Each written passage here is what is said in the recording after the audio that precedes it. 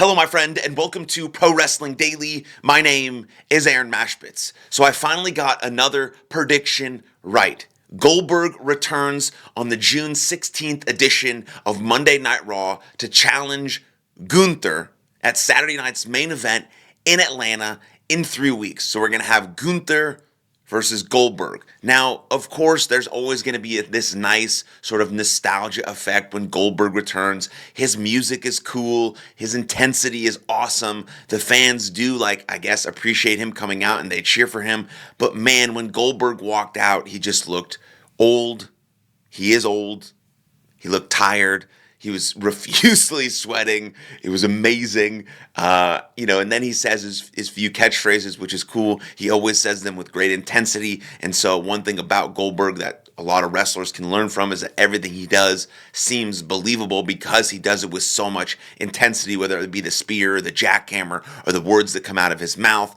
But then he challenges Gunther, and immediately, no questions asked, he gets a World Heavyweight Championship match. Immediately. In 3 weeks. Saturday night's main event in Atlanta, you have Gunther versus Goldberg. Now, what they should do is the way Brock Lesnar treated John Cena a few years back when Brock Lesnar absolutely destroyed John Cena, squashed him, did 1,000 German suplexes, beat him in the middle of the ring. It was done. It didn't hurt John Cena's credibility. It didn't hurt John Cena as a champion, as a fighter, as a competitor. I mean, now we're in 2025 and John Cena's on his farewell tour and people are saying that he is the GOAT. That one match cemented, though, maybe not cemented, but really helped, we'll use the word cement, really helped cement Brock Lesnar as a beast, as a killer, as a real threat to everyone that he comes in contact with. So that helped elevate Brock Lesnar, but didn't destroy John Cena at all. John Cena is the greatest of all time,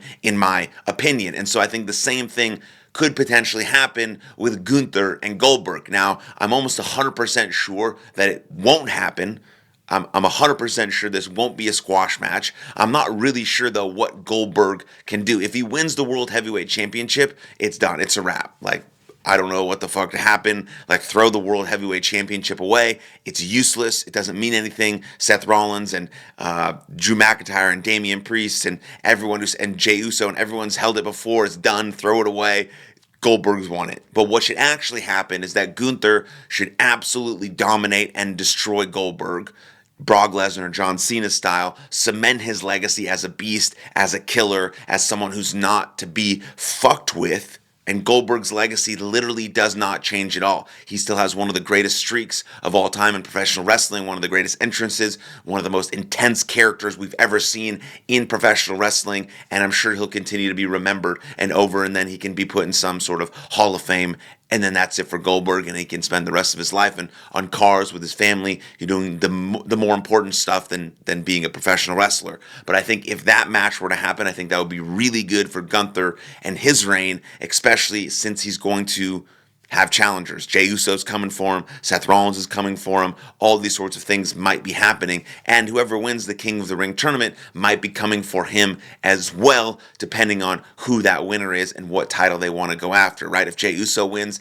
guaranteed he's coming after Gunther. If Cody Rhodes wins, yes, guarantee he's going after John Cena because they both want their championships back. And so, yes, we have Gunther versus Goldberg at Saturday night's main event in Atlanta, Georgia. And before I get to the more King and Queen updates, I do want to say Liv Morgan seemed to have hurt herself in her match on Monday Night Raw, so all the best to her. She's one of the best performers on the planet, one of the most hardest working women and men on the roster in WWE, in professional wrestling. So we hope everything's okay, she recovers quick, and all of that good stuff. And so then let's move on to the King and Queen updates. We now know all first round matchups are over. We move into the semifinals, and we have huge matchups coming up. One being Sami Zayn versus Randy Orton. My pick is going to be Randy Orton, and another huge matchup, which is Cody Rhodes versus Jey Uso. I still believe my original prediction still holds up. I still think it's going to be Cody Rhodes and Randy Orton battling out for the first time since Cody Rhodes has returned to WWE for that King of the Ring spot. And I do think it's going to be Cody Rhodes. That's his way back to the championship, and he's going to face John Cena one-on-one at SummerSlam. That's what I think is going to happen. And then you have Roxanne Perez versus Jade Cargill, and you have Alexa Bliss versus Asuka. Yes, the easiest pick is going to be Jade versus Asuka. For that, Asuka wins. Yes, then she's going to SummerSlam to face Io Sky. That would ideally probably what's going to happen. That's a huge matchup. And then eventually you're going to know that Naomi is going to cash in on Tiffany Stratton, but she needs a new challenger. We don't know who that is yet. But I would love to see Roxanne Perez and Alexa Bliss. That would be an awesome match. I would love to see Roxanne Perez beat Jade Cargill. That would be fucking cool. But I do think Asuka is going to win. She's going to face Jade Cargill in the finals. And then Asuka is going to go to face Io Sky at SummerSlam, and then Tiffany Stratton is going to have a new challenger. And speaking of the women's division, Becky Lynch on fire continually. This is the best version of her we've seen as a heel. Bayley comes out, cuts another great promo. Two absolute legends of the business going at it. They're going to have a match in a week at Monday Night Raw for the Intercontinental Championship. I don't think anything's going to happen there. I think what it's going to lead to is a potential triple threat match between Becky, Bayley, and Lyra. That's either going to happen at Evolution, which could main event Evolution, or it's going to happen at SummerSlam. But this version of Becky Lynch is very, very good. She's very skilled on the mic right now.